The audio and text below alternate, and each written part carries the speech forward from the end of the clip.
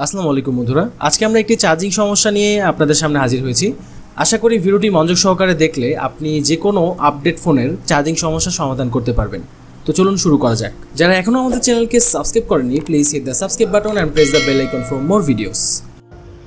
তো এই ফোনটা চার্জিং প্লাগ ইন করার পরেও কোনো ধরনের চার্জ দেখায় না, এই হচ্ছে ফোনের প্রবলেম। আর এখানেও কোনো এম্পিয়ার শো করতেছে না, মানে লাইনটা পায় নাই সোজা কথা। তো এইরকম অবস্থা হইলে সাধারণত আমরা পিন চেঞ্জ করি, তাই না? তো আমি আগে পিনের এখানে ভোল্টেজ মাইপা দেখবো যে পিনে সমস্যা আছে কিনা। আর আপনি এক চান্সই বুঝতে পারবেন, দেখবেন যে চার্জিং পুটের মধ্যে ড্যামেজ যদি থাকে, ময়লা থাকে বা ক্ষয় হয়ে গেছে, কার্বন জমে গেছে বা যেটাই হোক, যদি ড্যামেজ দেখেন তাহলে এক হিসাব, আমি এক চান্সে বলতে পারবো এটা চার্জিং পিনের সমস্যা। আর যদি কোনো ড্যামেজ না দেখি তখন আমাদের মাল্টিমিটার দিয়ে মাপতে হবে যে ভোল্টেজ আছে কিনা এখানে। তো প্রথম অবস্থায় আমি ওইটাই আই থেরাপির মাধ্যমে দেখবো যে চার্জিং পিনের অবস্থাটা কেমন, তাইলে আমি বুঝতে পারবো। যদি ড্যামেজ দেখি তাহলে পিন চেঞ্জ করে দিব, আর যদি ড্যামেজ না দেখি সেক্ষেত্রে আমাদের ভোল্টেজ মাপতে হবে এখানে। তো আমি মাল্টিমিটার দিয়ে ডিসি ভোল্টেজ রাখার পর এখানে ভোল্টেজ মাপবো। একটা গ্রাউন্ডে রাখলাম, আরেকটা অবশ্যই সম্ভবত এখানে লাইনটা থাকবে, অথবা এই কানেক্টরের এখানে থাকবে, ঠিক আছে? তো একটা গ্রাউন্ডে রাখলাম, আরেকটা হচ্ছে কানেক্টরের সাধারণত কোণার মধ্যে থাকে লাইন। তো এখানে 4.5 আসতেছে, মানে চার্জারে যতটুকু ভোল্টেজ আছে ততটুকু আসতেছে, ঠিক আছে? তো আমাদের এর মানে হচ্ছে চার্জিং পিন থেকে ভোল্টেজটা এখানে আসতেছে, এই পর্যন্ত ওকে আছে, ঠিক আছে? এই পর্যন্ত ওকে আছে, মানে সমস্যা হচ্ছে হয়তো মাদারবোর্ডের সমস্যা। যেহেতু এইখানে ভোল্টেজ আসতেছে, এর মানে কি সমস্যা? বোর্ডের থেকে সমস্যা। আমাদের লজিক ঠিক আছে, পিন ঠিক আছে, লাইন ঠিক আছে, সব ঠিক আছে। এখন আমরা ডায়াগ্রামটা দেখবো আসলে, যে ডায়াগ্রামের মধ্যে লাইনটা কোথায় গেছে, কোন কম্পোনেন্টের সাথে জড়িত, কোনটা সমস্যা, ঠিক আছে? এটা একটু ভালোভাবে বোঝার ট্রাই করব। বন্ধুরা, মোবাইল রিপেয়ারিং এর কাজে এক ধাপ এগিয়ে যাওয়ার জন্য আপনাকে ডায়াগ্রাম ব্যবহার করতে হবে। তাহলে কি হবে, আপনি খুব সহজে আপনার প্রবলেমটি কোন জায়গা থেকে হয়েছে ফোনের সেটা ফাইন্ড আউট করতে পারবেন এবং খুব সহজেই আপনি অল্প সময়ের মধ্যে সলিউশন করতে পারবেন। তো সাধারণত আমাদের ছাত্রদেরকে আমরা যখন যেই ডায়াগ্রামটার প্রয়োজন হয় তা দিয়ে থাকি, ঠিক তেমনই আপনি যেখান থেকে কাজ শিখবেন সেখান থেকে কোনো একটা সাপোর্ট তো অবশ্যই পাবেন। তো সেখান থেকে আপনারা ডায়াগ্রামগুলো দেখে নেবেন। তবে ডায়াগ্রাম আপনার কাছে থাকুক বা না থাকুক, ডায়াগ্রামের কাজগুলো আপনাকে শিখতে হবে মাস্ট বি, আর নইলে আপনি কাজে আগাইতে পারবেন না।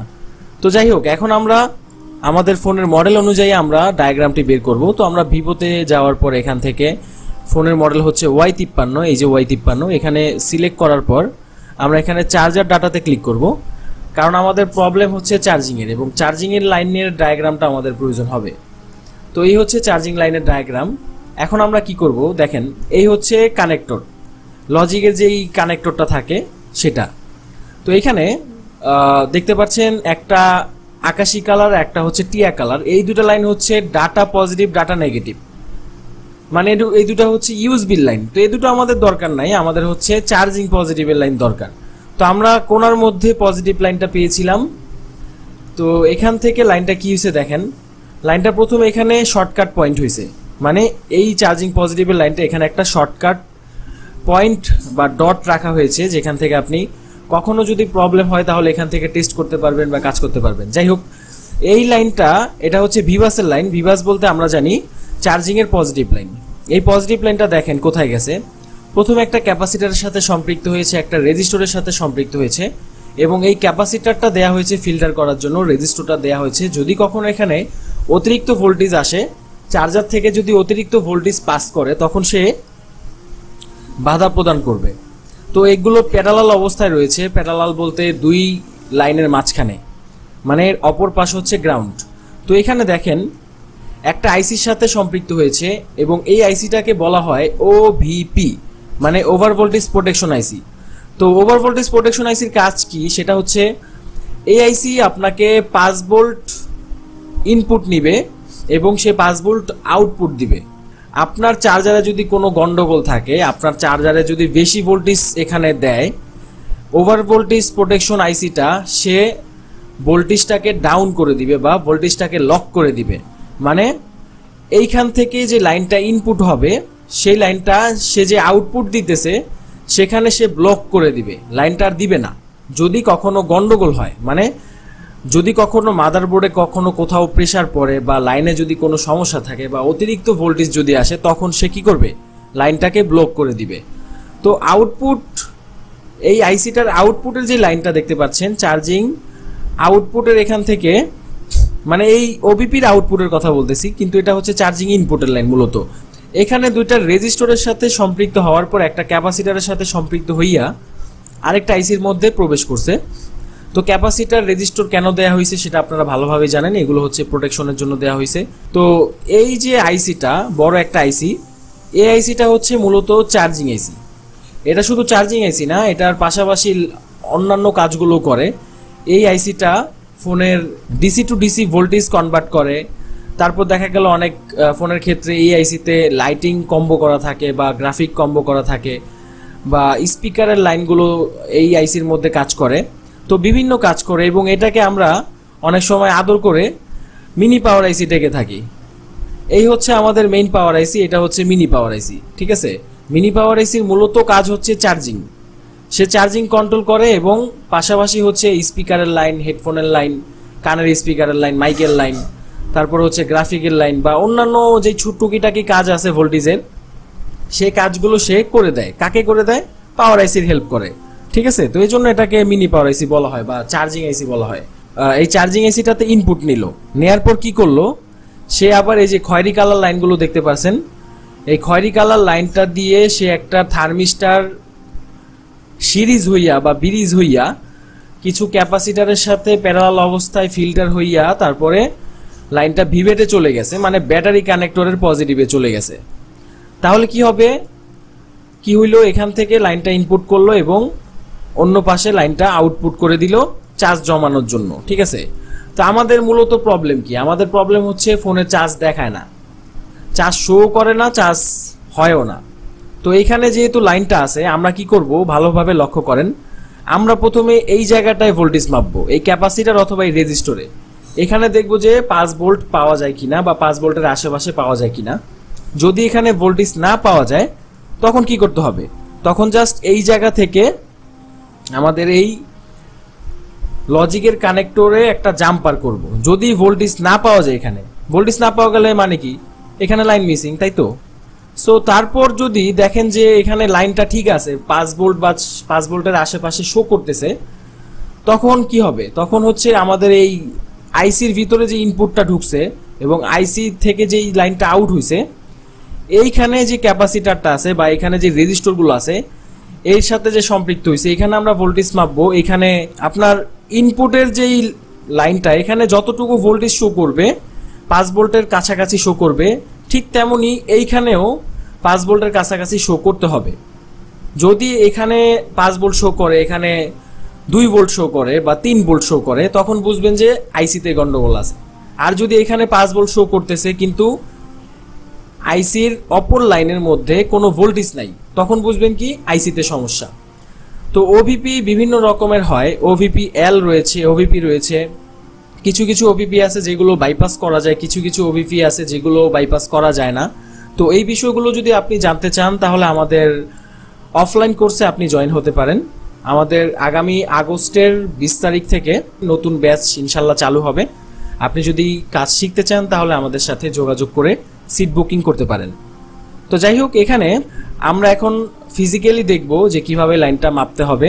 প্রথমত আমরা এখানে ভোল্টেজ মাপবো, যদি আমরা ভোল্টেজ না পাই তখন আমরা কানেক্টরের সাথে এইখান থেকে এই পর্যন্ত লাইনটা মনে করব মিসিং, আমরা জাম্পার করে দিব তার দিয়ে। যদি দেখি যে ভোল্টেজ আসে তাহলে এখানে অপর যে লাইনটা আছে এইখানে দেখবো যে ভোল্টেজ কতটুকু আসে। এখানে যদি 5 ভোল্ট আসে, এইখানেও 5 ভোল্ট আসতে হবে। যদি না আসে, যদি কম আসে, তাইলে বুঝবেন কি আইসির মধ্যে, ওভিপি আইসির মধ্যে গন্ডগোল আছে। ঠিক আছে, তো যদি আইসি নষ্ট হয় তাহলে আমরা আইসিটা পরিবর্তন করে দিব। যদি আমাদের কাছে অ্যাভেলেবেল আইসি না থাকে সেক্ষেত্রে আমরা, যেহেতু আইসিটার কাজ হচ্ছে লাইনটা জাস্ট পাস করা এবং ওভার ভোল্টেজ প্রোটেকশন দেয়া, তো আমরা এখানে কি করতে পারবো, এই ওভিপির বদলে, ওভিপি যদি নষ্ট হয় বা যদি ড্যামেজ হয় তখন আমরা জাস্ট এই ক্যাপাসিটার থেকে এই ক্যাপাসিটারে জাম্পার করে দিলে ঝামেলা শেষ, কাজ হয়ে যাবে। মানে হচ্ছে আমাদের এই লাইনটা এবং এই লাইনটার সাথে জাম্পার করে দিব, তাহলে আমাদের কাজটা কি হবে, আইসিটা বাইপাস হয়ে যাবে, তখন আমরা বাইপাস পদ্ধতিতে কাজটা করতে পারবো। ঠিক আছে, তো সেটাই এখন আমরা প্র্যাকটিক্যালি চলুন দেখে আসি যে আমাদের সমস্যা কি এবং আমাদের সলিউশনটা কি হবে। এই হচ্ছে আমাদের সেই আইসিটা, তাই না? আর এই হচ্ছে আইসির যে ক্যাপাসিটরের যে পজিটিভ ভোল্টেজটা যে ইনপুট হয় এখানে, এখানে হয়, রেজিস্টারের এখানেও হয়। তা আমরা প্রথমে এখানে ভোল্টেজ মাপবো, যে ভোল্টেজ আছে কিনা দেখবো। যদি না থাকে তখন আমাদের এইখান থেকে এখানে জাম্পিং করতে হবে, ঠিক আছে? ওকে, তো আমরা এখন চার্জিং পিন লাগানো অবস্থায় আছে আমাদের ফোনে। আমরা এখন মাল্টিমিটার দিয়া কোথায় মাপবো? এই জায়গায় লাইনটা ইনপুট হয়। তো আমরা এখানে লাইনটা মাপলাম, এখানে আমাদের কত ভোল্ট শো করতেছে? 5 ভোল্ট, তাই না? রেজিস্টরে মাপি, রেজিস্টর এখানেও সেম ভোল্ট। তাহলে আমাদের লাইনটা এখান থেকে এই ক্যাপাসিটর রেজিস্টর পর্যন্ত ঠিক আছে। তো লাইনটা কোথায় প্রবেশ করছে? আইসিতে। আইসির অপর প্রান্তে, যেখান থেকে আইসিতে ইনপুট হওয়ার পর আউটপুট হয়, ওই প্রান্তে আমরা অবশ্যই সেম টু সেম ভোল্ট পাবো, ঠিক আছে? তো আমি এখানে এখন কোথায় মাপবো?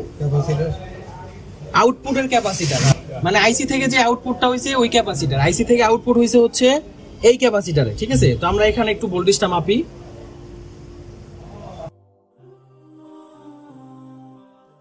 এখানে ভোল্টেজ কত আসতেছে? 2.97।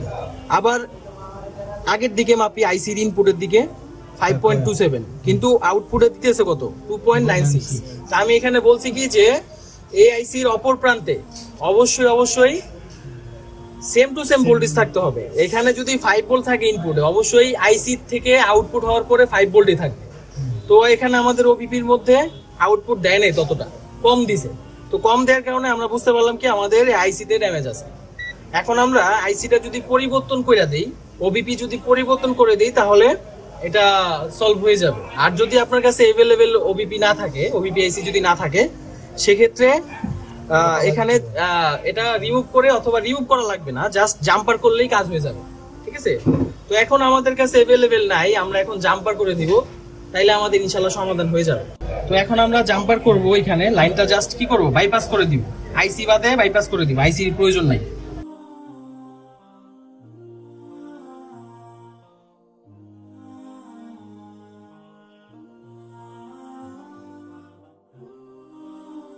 তো এখন আমরা একটু টেস্ট করি যে আমাদের প্রবলেমটা সলিউশন হয়েছে কিনা। এখানে আমরা চার্জিং পোর্টটা প্লাগ ইন করি, তো এখানে কিন্তু চার্জ শো করতেছে, তাই না? এখন আমরা ফোনটা অন করে দেখি যে চার্জ প্রপারলি শো করে কিনা। অনেক সময় দেখা যায় যে চার্জ মানে বন্ধ অবস্থায় চার্জ শো করে, কিন্তু চালু অবস্থায় শো করে না।